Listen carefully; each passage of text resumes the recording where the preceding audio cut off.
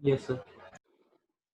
Yes बेटा, last lecture में हम लोगों ने शुरू किया था प्रिंसिपल ऑफ मैनेजमेंट। जो मैंने तुम्हें बताया था कि ये principle of management Henry Fayol ने दिए थे। ये मैनेजमेंट प्रिंसिपल जनरल गाइडलाइंस थी डिसीजन मेकिंग की और मैनेजर के बिहेवियर की, किस सिचुएशन में मैनेजर क्या बिहेवियर करे। इन मैनेजमेंट प्रिंसिपल्स के मेन फीचर क्या थे? एक तो यूनिवर्सल एप्लीकेबिलिटी थी, पूरे वर्ल्ड में ये principle as it is adopted है। ये जनरल गाइडलाइंस हैं जिन गाइडलाइंस के अंदर रह करके हमें मैनेजमेंट करनी होती है और मैनेजमेंट के डिसीजन लेने होते हैं। प्रैक्टिस और एक्सपेरिमेंट के थ्रू ये सारे मैनेजमेंट प्रिंसिपल्स डेवलप किए गए हैं ह्यूमन एक्सपीरियंस द्वारा। फ्लेक्सिबिलिटी है, इन प्रिंसिपल्स को जब मर्जी जैसे मर्जी चेंज करना चाहो, मॉडिफाई ऑप्शन में चूज करना चाहो चूज कर सकते हो। मेनली बिहेवियरल है, मैनेजमेंट के बिहेवियर से कनेक्टेड है, जैसा बिहेवियर वैसा ही इसके अंदर management principle. Cause and effect relationship है कि जिस भी मैनेजमेंट प्रिंसिपल को तुम अडॉप्ट करोगे तो उसके तुम फॉलो करने के कुछ तुम्हें बेनिफिट मिलेंगे और फॉलो ना करने के कुछ नुकसान लगेंगे। कंटीजेंट है बेटा, फिक्स नहीं है, वो फ्लेक्सिबल पॉइंट के अंदर आ भी गए। मैनेजमेंट प्रिंसिपल की इंपॉर्टेंस क्या थी? ये मैनेजर को इंसाइट्स देता है, अंदर झांकने की शक्ति और ये बताने की शक्ति कि भैया किस सिचुएशन में आप क्या करो। रिसोर्सेज का बेस्ट यूटिलाइजेशन देता है, एक अच्छा एडमिनिस्ट्रेटिव सिस्टम देता है, साइंटिफिक वे से आपको डिसीजन लेना सिखाता है, आपको एनवायरनमेंट में जो चेंजेस हो रहे हैं उन चेंजेस को अडॉप्ट करने की कैपेसिटी देता है, क्योंकि इसके अंदर जो फंक्शन है मैनेजमेंट का वो डायनामिक हो जाता है। सोशल रिस्पॉन्सिबिलिटी पूरी करता है, क्योंकि ये वर्कर को और मैनेजमेंट को दोनों को ध्यान में रख करके बनाए गए हैं। ये मैनेजमेंट ट्रेनिंग, एजुकेशन और रिसर्च तीनों चीजों पे ज्यादा कंपेल करता है, ज्यादा प्रेशर देता है। मैनेजमेंट के प्रिंसिपल बताए थे हेनरी फ्योल ने दिए थे। ये फ्रांस का एक फेमस इंडस्ट्रियलिस्ट था जिसने 14 प्रिंसिपल मैनेजमेंट के एक बुक बनाई थी, जनरल एंड इंडस्ट्रियल मैनेजमेंट की। उसमें ये प्रिंसिपल दिए।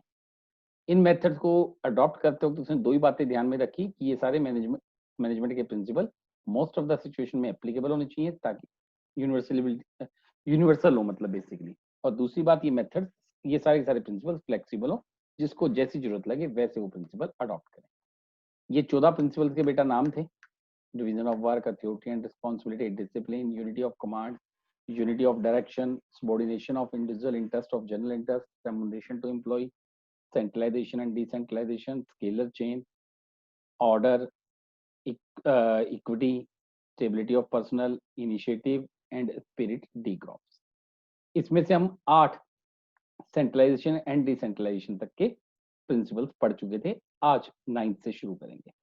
डिवीजन ऑफ वर्क में हमने पढ़ा कि काम की वर्कर की एबिलिटी के हिसाब से डिवाइड कर दो, काम को छोटे छोटे पोर्शन में डिवाइड करके रखो ताकि हर आदमी अपने अपने काम के अंदर स्पेशलाइज्ड हो जाए। इसके पॉजिटिव इफेक्ट और इसको ना फॉलो करने के नेगेटिव इफेक्ट। फिर हमने अथॉरिटी रिस्पॉन्सिबिलिटीज की बात करी, बताया था कि authority and responsibility should be balanced. जितनी अथॉरिटी दी जाए उसी अथॉरिटीज को पूरा कर, उसी अथॉरिटीज के हिसाब से उन्हें रिस्पॉन्सिबिलिटी दी जाए। यदि रिस्पॉन्सिबिलिटी ज्यादा दें, अथॉरिटी कम दें, तो वर्कर अपनी रिस्पॉन्सिबिलिटी पूरी नहीं कर पाएगा, और यदि अथॉरिटी ज्यादा दे दें, रिस्पॉन्सिबिलिटी कम दें, तो वो मिस यूज करेगा अथॉरिटी का। इसके पॉजिटिव और वायलेटिंग इफेक्ट हमारे आगे आगे थे। फिर बात की गई थी डिसिप्लिन की। बताया गया था कि एक सक्सेसफुल ऑर्गेनाइजेशन के लिए आपको हर चीज डिसिप्लिन में मेंटेन करनी जरूरी है। यदि आप एक ऑर्गेनाइजेशन के अंदर डिसिप्लिन नहीं मेंटेन करेंगे तो वर्कर ठीक ढंग से काम करने के लिए एनकरेज नहीं होगा। पॉजिटिव और नेगेटिव इफेक्ट थे। फिर यूनिटी ऑफ कमांड थी। बताया था कि एक आदमी को एक ही आदमी ऑर्डर दे, यदि मल्टीपल आदमी एक आदमी को ऑर्डर देंगे उस सिचुएशन के अंदर वर्कर किसी के कमांड को फॉलो नहीं कर पाएगा। तो ये दिख रहा है तुम्हें, राइट अप्रोच है कि 3 सबॉर्डिनेट पे एक सुपीरियर हो, ना कि 3 सबॉर्डिनेट पे 2 सुपीरियर हो। 2 सुपीरियर होंगे तो 2 कमांड देंगे, एक सुपीरियर होगा तो 1 कमांड देगा, एक ही की कमांड लेनी है। लिखा हुआ है worker should receive order from only one manager. इसके पॉजिटिव एंड नेगेटिव इफेक्ट आगे थे। फिर यूनिटी ऑफ डायरेक्शन थी। बताया गया था कि सारी की सारी ऑर्गेनाइजेशन एक ही तरफ एक ही डायरेक्शन में मूव करे। अलग अलग डायरेक्शन में मूव करेगी तो ऑर्गेनाइजेशन ऑब्जेक्ट को हम अचीव नहीं कर पाएंगे। इसके पॉजिटिव नेगेटिव इफेक्ट थे। फिर इन दोनों के बीच का डिफरेंस था। एक और बात बताई गई थी कि एक इंडिविजुअल आदमी को अपने इंटरेस्ट की बजाय जनरल इंटरेस्ट के ऊपर ध्यान देना पड़ेगा, पर वो देता नहीं क्योंकि हर आदमी सेल्फिश है। तो हमें मैनेजमेंट करते वक्त इस बात पे ध्यान देना चाहिए कि उसके इंडिविजुअल इंटरेस्ट को इस तरीके से मॉडिफाई कर दो कि यदि वो जनरल इंटरेस्ट पूरा करेगा तो अपने आप उस इंडिविजुअल का इंटरेस्ट भी उसमें फुलफिल हो जाएगा। तो देखो, the interest of one person should not take priority over the interest of the organisation as a whole. एक आदमी के इंटरेस्ट को कभी प्रायोरिटी नहीं देनी यदि ऑर्गेनाइजेशन के ओवरऑल इंटरेस्ट को ही प्रायोरिटीज देके चलेंगे। इसके पॉजिटिव और नेगेटिव इफेक्ट थे। वर्कर को रेम्युनरेशन कहा था एबिलिटी के हिसाब से पे करना और सेम पोजीशन के ऊपर दो लोगों को सेम रेम्युनरेशन पे करना। इसके पॉजिटिव और नेगेटिव इफेक्ट भी आ गए थे। फिर आया था सेंट्रलाइजेशन डिसेंट्रलाइजेशन। सेंट्रलाइजेशन में सारी पावर एक आदमी अपने पास रखता है और डिसेंट्रलाइजेशन में वो पावर बांट देता है। मैंने कहा था किसी सिचुएशन में सेंट्रलाइजेशन जरूरी है, किसी सिचुएशन में डिसेंट्रलाइजेशन जरूरी है। यदि आपके वर्कर बहुत अच्छे हैं, क्वालिफाइड हैं और इस तरीके के लोग हैं जो अपनी रिस्पॉन्सिबिलिटी के साथ काम कर सकते हैं, तो वहां सेंट्रलाइजेशन ऑफ अथॉरिटी ज्यादा बेटर है। और जहां आपको लगता है कि आपके वर्कर अथॉरिटीज का मिसयूज करते हैं, ढंग से काम नहीं करते हैं, तो वहां डिसेंट्रलाइजेशन बेटर अपॉर्चुनिटी है। इसके पॉजिटिव और वायलेटिंग इफेक्ट हमने डिस्कस कर लिए थे। तो लो बेटा, ये सारा एक रीकैप था जो हमने अब तक पढ़ा था उसका। यहां तक में कुछ पूछना चाहते हो तो बोलो।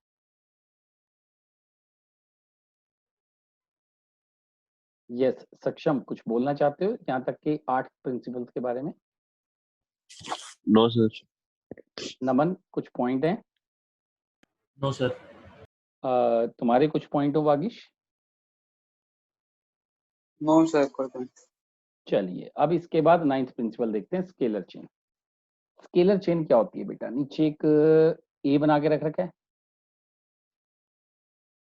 क्या कहता है बेटा? ये एक चेन है। ए के नीचे बी और एल काम करते हैं, बी के नीचे सी काम करता है, सी के नीचे डी काम करता है, डी के नीचे ई काम करता है, ई के नीचे एफ काम करता है, एफ के नीचे जी काम करता है। ठीक है। अच्छा, सपोज करो कोई इंफॉर्मेशन जी ने डी को देनी है, तो नमन क्या कहते हो? डायरेक्ट जी डी से बात करे या जी एफ को, एफ ई को और ई डी को बताए?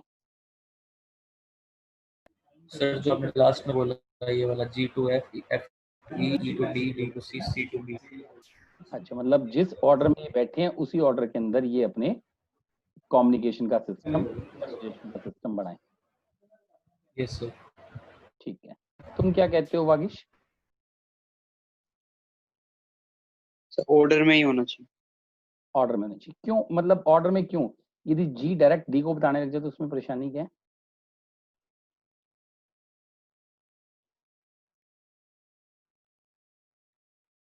बेटा जी डायरेक्ट डी को बताए उसमें प्रॉब्लम क्या है?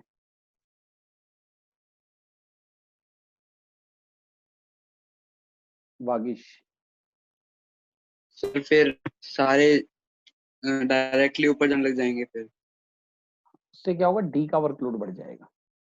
एक चेन, एक ऑर्डर सिस्टम हमें फॉलो करना पड़ता है। बिना ऑर्डर फॉलो करे यदि हम डायरेक्ट कम्युनिकेशन का सिस्टम बनाएंगे तो सी के ऊपर बर्डन सिर्फ डी का नहीं होगा, ई एफ और जी का भी आ जाएगा। ए पर बर्डन सिर्फ बी और एल का नहीं होगा, ए के ऊपर burden B C D E F G L M N O P Q सबका बर्डन आ जाएगा। तो बर्डन घटाने का तरीका ये है कि आपको हर चीज को एक प्रॉपर ऑर्डर में चलाना पड़ेगा। अच्छा, सपोज करो जी ने कोई बात एन से करनी है, तो कैसे करे? जी ने कोई कम्युनिकेशन एन को देनी है तो वो कैसे देगा? क्या कहते हो सक्षम?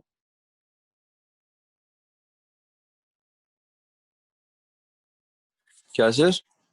जी ने कोई सजेशन या कोई कम्युनिकेशन एन के साथ करना है तो वो कैसे करें? सीधा ही कर लिया। सीधा एक इसका मतलब तो सुन नहीं रहा, मैं पढ़ा के आ रहा हूँ। अभी क्या बताया है, जी डी से कम्युनिकेट कैसे करेगा? D2F2E। अब क्यों जी से एफ, एफ से ई से डी क्यों जा रहा है? जी सीधा एन से कैसे बात कर लेते हैं? फिर ये सबसे एक एक करके जाएगा सर। फिर बेवकूफों वाली बातें क्यों बोल रहे सक्षम?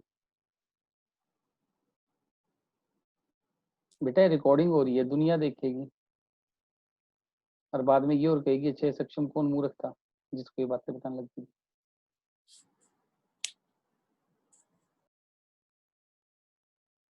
2-4 साल तक यूज होंगे बेटा लेक्चर। नमन, जी एन से कैसे कम्युनिकेट करें? सर ये order wise G to F, F to E, E to D, D to C, C to B, B to A, फिर A से L, L से M, M से N। बेटा ये प्रोसेस बहुत लंबा नहीं हो जाएगा फिर? Yes sir. तो इसके लिए इन्होंने बीच में क्या कर दिया, गैंग प्लंक का सिस्टम बना दिया। गैंग प्लंक क्या कहता है कि सेम लेवल के लोग आपस में कम्युनिकेशन डायरेक्ट कर सकते हैं। जैसे यदि F को P से डायरेक्ट बात करनी है कर ले, E ने O से बात करनी है कर ले, D को N से बात करनी है कर ले। तो क्या करेगा, G कम्युनिकेट करेगा F को, F कम्युनिकेट करेगा E को, E कम्युनिकेट करेगा D को, और D डायरेक्ट कम्युनिकेट कर देगा N को। इसमें उसे C, B, A, L और M को इन्वॉल्व करने की जरूरत नहीं पड़ेगी। और बीच के इस ब्रिज को हम कहते हैं गैंग प्लैंक। यही कहलाता है गैंग प्लैंक। मैनेजर इन हायरेंसी, जो मैनेजर ऊंची पोस्ट पे बैठे होते हैं, जो चेन का पार्ट होते हैं, अथॉरिटी स्केल का पार्ट होते हैं, तो हर एक मैनेजर को first line supervisor to president process certain amount of authority. हर एक के अपने अपने सबॉर्डिनेट्स के ऊपर कुछ अथॉरिटीज पाई जाती हैं और कुछ रिस्पॉन्सिबिलिटीज पाई जाती हैं अपने सुपीरियर को लेकर के। लो लेवल मैनेजर हमेशा अपर लेवल मैनेजर को इन्फॉर्म्ड करेगा वर्किंग एक्टिविटी के बारे में, और ये स्केलर चेन इसी अकॉर्डिंगली काम करेगी। यदि डायरेक्ट कम्युनिकेशन का सिस्टम बना देंगे तो टॉप लेवल मैनेजमेंट परेशान रहेगी लोअर लेवल मैनेजमेंट की वजह से। But direct parallel same level of authority के ऊपर दो लोग आपस में बात करना चाहें तो मैं तुम्हें कह रहा हूं बिल्कुल कर सकते हैं। ठीक है सर इसमें अभी एक बात पूछनी थी। बोलो। सर जैसे आपने कहा है कि गैंग प्लैंक है, तो मतलब जो आमने सामने वाले यही बात कर सकते हैं या ऊपर नीचे वाले कोई भी बात कर सकते हैं? बेटा एफ यदि जी से बात करना चाहे कर ले, ई से करना चाहे कर ले, और पी से करना चाहे पी से कर ले। ठीक है। एफ दिख रहा है बेटा? Yes sir.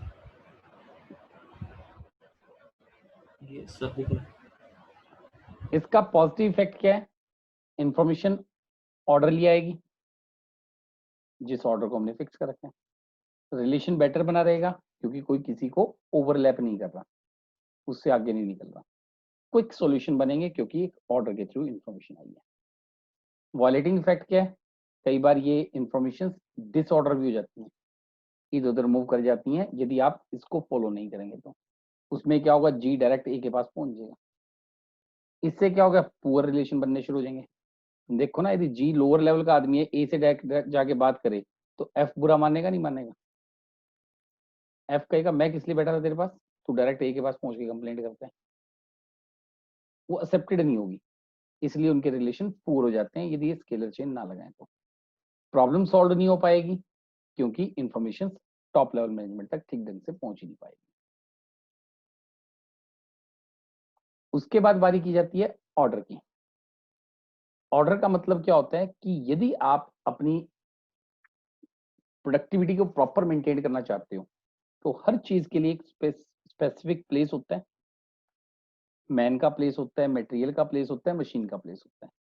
तो जो चीज जिस जगह होनी चाहिए वो चीज उसी जगह मिले, वो बहुत जरूरी है। यदि वो चीज उस जगह मिल जाएगी तो वर्कर की एफिशिएंसी बहुत बढ़िया निकल करके आएगी। तुम देखते हो बेटा रेडी के ऊपर लोगों को, वर्करों को, कुक को काम करते हुए देखा होगा, कुक बहुत स्पीड से काम करता है। Yes sir. कैसे? क्योंकि उसकी है ना हर चीज की एक स्पेसिफिक जगह है। वो क्या होता है कि उस जगह से उन चीजों को इधर उधर मूव करता ही नहीं। उसको पता है यदि मैं जगह मूव करूंगा, इधर से उधर रख दूंगा, तो मेरा आधा टाइम तो उन चीजों को ढूंढने में लग जाएगा। तो इससे उसकी एफिशिएंसी पुअर हो जाती है। जबकि वही काम हम लोग मम्मी को किचन में करते हुए देखते हैं, तो मम्मी क्या करती है, सामान को इधर उधर रख देती है और आधे टाइम सामान को ढूंढती रहती है। इससे क्या होता है, हमारा बहुत सारा टाइम सामान को ढूंढने में ही लग जाता है। पर यदि मैन मटेरियल सही प्रॉपर प्लेस पे होंगे तो वर्कर की एफिशिएंसी भी बेटर होगी और वर्कर का आपस में कोऑर्डिनेशन भी बढ़िया हो जाएगा। तुम कार में देखते हो बेटा हर चीज प्रॉपर प्लेस पे होती है पर हमेशा वहीं रहती है क्योंकि वो रिमूवेबल नहीं होती। म्यूजिक सिस्टम उठा के कहीं भी नहीं रख सकते, स्टेयरिंग उठा के कहीं भी नहीं रख सकते, हॉर्न उठा के कहीं भी नहीं रख सकते, गियर उठा के कहीं भी नहीं रख सकते, जो जहाँ लगा हुआ है वहीं पड़ा रहेगा। इससे क्या होता है, ड्राइवर की एफिशिएंसी बेटर हो जाती है, कुछ टाइम बाद उसे याद हो जाता है कौन सी चीज कहाँ पड़ी है, कहाँ से उसे क्या चीज चेंज करनी है। जो चीज इधर उधर रखी जाती है, तुमने देखा होगा जैसे पेन ड्राइव है, वो कई बार इधर उधर रखी जा सकती है क्योंकि वो रिमूव की जा सकती है, तो कई बार हम उसको गाड़ी में ढूंढते रहते हैं। तो हर चीज को प्रॉपर प्लेस पे रखना जरूरी है। A proper place for everything, हर चीज के लिए एक प्रॉपर प्लेस होता है, और everything in its right place, और हर चीज अपनी प्रॉपर जगह पे होनी चाहिए। यही हमारे लिए सबसे ज्यादा जरूरी चीज है।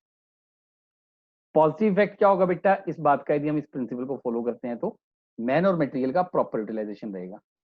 हम ना तो मैन वेस्ट होगा, ना मैन आवर वेस्ट होंगे, ना मटेरियल वेस्ट होगा। No loss in tracing things, चीजों को ढूंढने में कोई नुकसान नहीं होगा, कोई टाइम लॉस नहीं होगा, और ना ही चीज गुम होगी। और डिसिप्लिन भी बेटर बना रहेगा क्योंकि हर चीज अपनी अपनी जगह पड़ी है। और ऐसा आप नहीं करते तो रिसोर्सेज मिसयूज होंगे, चीजें पड़ी होंगी आप यूज नहीं कर पाओगे, एक्सीडेंट के चांसेस रहेंगे, ढूंढने ढूंढने में कई बार आप चोट खा लोगे, और डिसऑर्डर का बहुत ज्यादा हाइट पाई जाएगी कि चीजें ऑर्डर में नहीं है तो प्रोडक्शन ठीक ढंग से हो ही नहीं पा रहा। फिर बारी आती है इक्विटी की। नेक्स्ट प्रिंसिपल इक्विटी का है। ये बेटा चार्ट क्या कहना चाहता है इक्विटी के अंदर, सक्षम?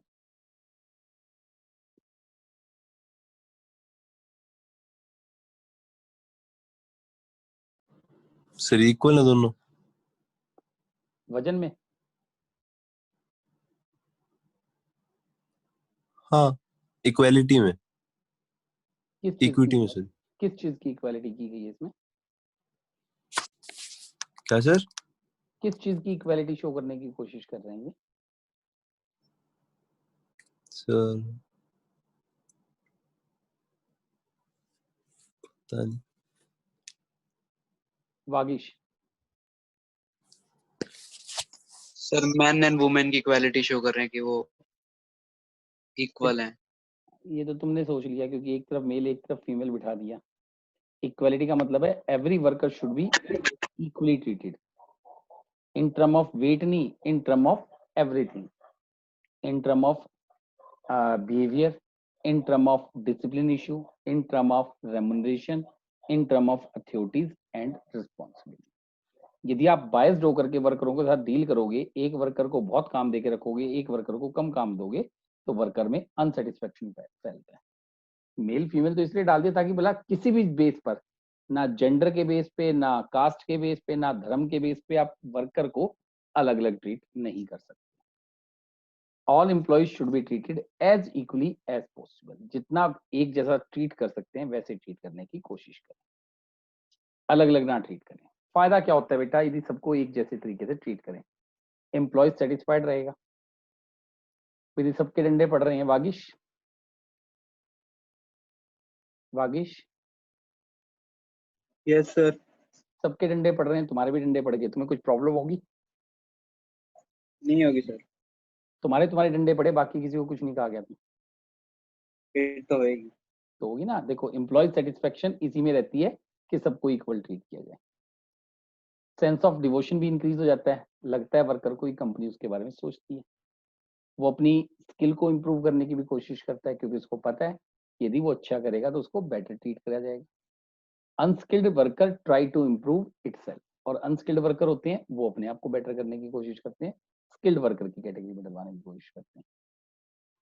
यदि आप इक्वली ट्रीट नहीं करोगे तो dissatisfaction among the employee, worker का कॉन्फिडेंस चला जाएगा कंपनी को लेके, डेफिशिएंसी पुअर होती है, और जितना आप डिस्क्रिमिनेशन करते हो ना वर्कर में, उतनी वर्कर की केयरलेसनेस बढ़ जाती है, वो और ज्यादा लापरवाही शुरू कर देता है, और ज्यादा प्रॉब्लम क्रिएट करनी शुरू कर देता है।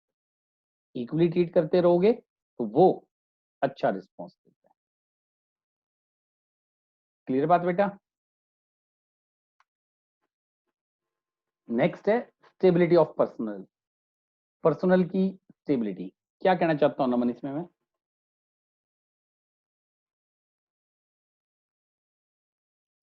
सर उसके मतलब जो बंदा है उसकी क्या कहूँ, उसकी एजुकेशन नहीं, मतलब सर उसके अकॉर्डिंगली उसको वो दिया गया, उसके अकॉर्डिंगली उसको। अच्छा चलो उसके अकॉर्डिंगली इसको डील किया जाए। सक्षम, तू क्या कहता है? स्टेबिलिटी ऑफ पर्सनल क्या कहता हो?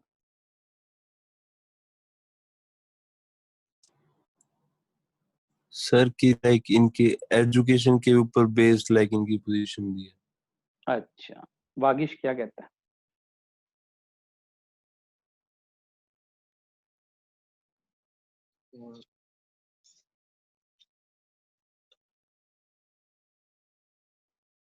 सर पता नहीं। स्टेबिलिटी का मतलब क्या होता है? स्टेबल रहे मतलब सर। मतलब रुके रहें। यस सर, ये मतलब एक जगह पे स्टेबल रहे।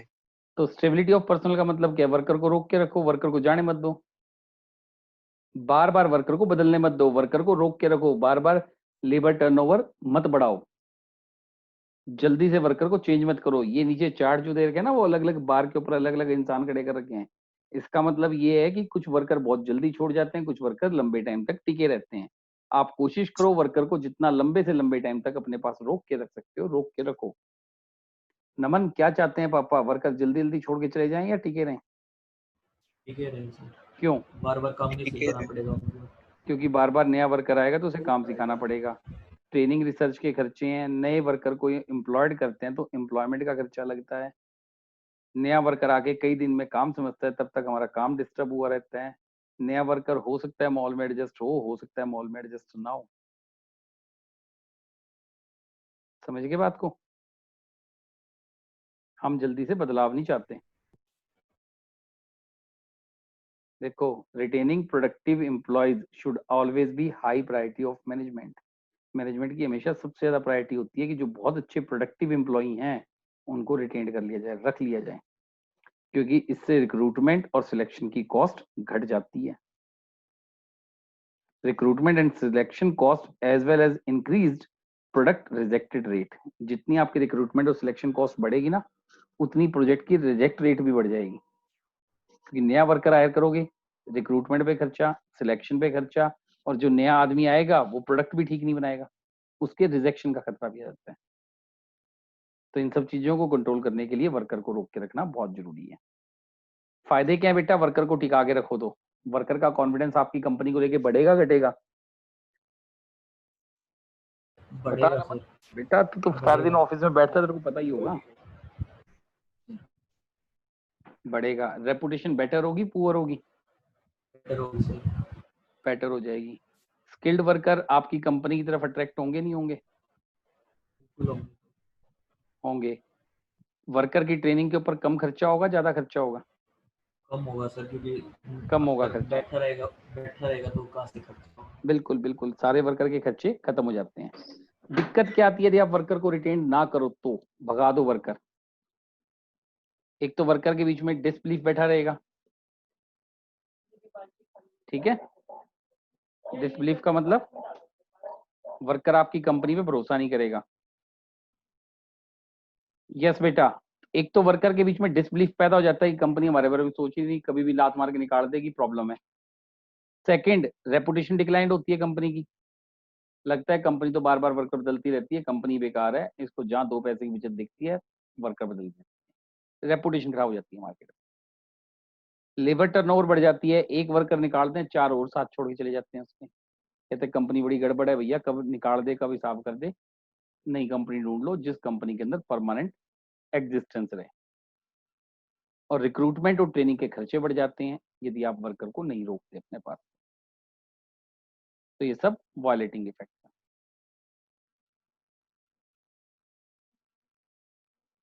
फिर आता है इनिशिएटिंग। इनिशिएटिव क्या होता है? नेक्स्ट प्रिंसिपल है इनिशिएटिव करना।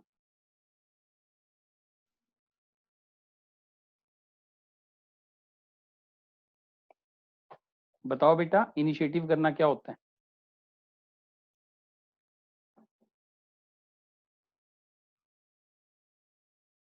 प्लान की तरह होता है सर, एक उसको फॉलो करना। क्या होता है? प्लान की तरह। प्लान की तरह नहीं, प्लान की तरह नहीं कह सकते। प्लान को फॉलो करना। प्लान को फॉलो करना नहीं है, इनिशिएटिंग होती है पहल करना। कि कौन पहल करे। आपको अपने ऑर्गेनाइजेशन के अंदर ऐसा माहौल बना के रखना पड़ेगा कि किसी को भी पहल करते हुए डर ना लगे, वो ये ना सोचे कि मैं पहल करूं या ना करूं, पता नहीं मेरे बारे में ऑर्गेनाइजेशन क्या सोचेगी। आपको हमेशा वहां पर एक ऐसा एनवायरनमेंट क्रिएट करके रखना चाहिए कि हर आदमी पहल करने की कोशिश करे कि मैं सबसे पहले काम करूं, कोई नई चीज मेरे दिमाग में आइडिया आता है तो मैं उस आइडियाज को इनिशिएट करवाऊं। दैट इज कॉल्ड इनिशिएटिव करना। तुम देखो यहाँ पे 4 लोग आम धर्रे पे काम कर रहे हैं, एक पीला आदमी सबसे आगे दौड़ दौड़ के काम कर रहा है, वो इनिशिएट कर रहा है, कुछ नई चीजों के बारे में सोचने लग रहा है। तो देखो लिख रखा है management should take step to encourage the worker initiative. Management को हमेशा ऐसे स्टेप लेने चाहिए जिससे वर्कर को एनकरेज किया जा सके काम को इनिशिएट करने का, काम वो पहले करें। which is defined as new or additional work activity undertaken through the self direction, जिसके अंदर वो नए और एडिशनल वर्क खुद ही अपनी सेल्फ डायरेक्शन में लेके चलता चला जाए। ऐसे वर्कर हमारे लिए एसिड्स होते हैं, जितना ज्यादा अच्छे तरीके से वो खुद काम करने की कोशिश करेंगे हमारी ऑर्गेनाइजेशन उतनी ही बेटर होती चली जाएगी। नमन, क्या तुम कोशिश नहीं करते तुम्हारे यहाँ वर्कर अपने अपने तरीके से काम करें, अपना दिमाग लगाएं, कुछ चीजें हम बता दें, कुछ चीजें वो अपने आप सोच लें? यस सर, सोचते हो ना? तुमने ऐसा माहौल बना रखा है अपने ऑर्गेनाइजेशन के अंदर, यदि कोई वर्कर नया करने की ट्राई करे और वो कुछ नुकसान कर दें तो हम उसे कुछ ना कहें? हर बार नहीं सर, मतलब अगर वो कंटिन्यूअसली अगर करे जाएगा तो बोलना भी पड़ेगा। वो तो नेचुरल सी बात है, आप लॉस क्यों बियर करोगे? फिर वो इनिशिएटिव थोड़ा ले रहा है, वो तो फिर आपके नुकसान की कोशिश कर रहा है। पर यदि वो इनिशिएटिव लेता है, कभी ठीक कभी गलत होता है, तो हम उसे कुछ नहीं कहते। तो यस सर, एग्जैक्टली, मैं भी तो तुम्हें यही कहता हूँ कि तुम लोग इनिशिएटिव लो, पहले आंसर देने की कोशिश करो, नहीं आंसर दे पाओगे that is not a problem, पर हर बार आंसर ना दे पाओ वो भी एक्सेप्टेड नहीं है मेरे को। कभी आंसर दे दो, कभी आंसर ना दो, चल जाएगा। पॉजिटिव इफेक्ट क्या है यदि ये इनिशिएटिंग सिस्टम हमारे यहाँ हो? वर्कर की थिंकिंग पावर बढ़ती है। यस नमन, वर्कर सोचेगा ज्यादा या नहीं सोचेगा? यस सर, बिल्कुल सोचेगा सर। एम्प्लॉय का कॉपरेशन भी बढ़ जाता है क्योंकि डिसीजन मेकिंग उसी की है। Yes sir. अटैचमेंट भी जाती है ऑर्गेनाइजेशन से, उसे लगता है कि ऑर्गेनाइजेशन मेरे भरोसे चलती है। Yes sir. हम लोग ये फॉलो नहीं करेंगे तो उसकी थिंकिंग पावर घट जाएगी, वो सोचेगा नहीं कुछ भी ऑर्गेनाइजेशन के बारे में। उसका नॉन कॉर्पोरेशन भी रहेगा, वो कोशिश करेगा कि मैं मालिक को गलत प्रूव कर दूं। Yes sir. और वर्कर की अटैचमेंट भी नहीं होगी ऑर्गेनाइजेशन से, उसे लगेगा मेरी तो कोई सुनता मानता तो है ही नहीं यहाँ पे।